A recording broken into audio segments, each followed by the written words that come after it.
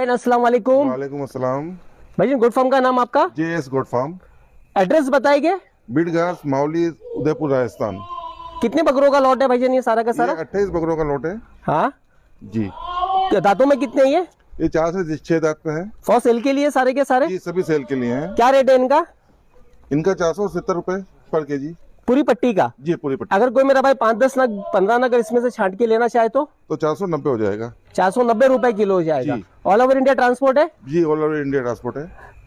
2 महीने पड़े हैं भाईजान बकरीद के आने के लिए, ठीक है।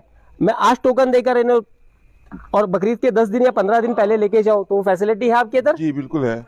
अगर मैंने 20 बकरे पसंद किया, 3 मर गए तो उसका क्या होगा वो भाईजान? लायबिलिटी हमारी रहेगी। ठीक है जी। तो फ्रेंड्स देख ले, स्क्रीन पे भाई के नंबर है।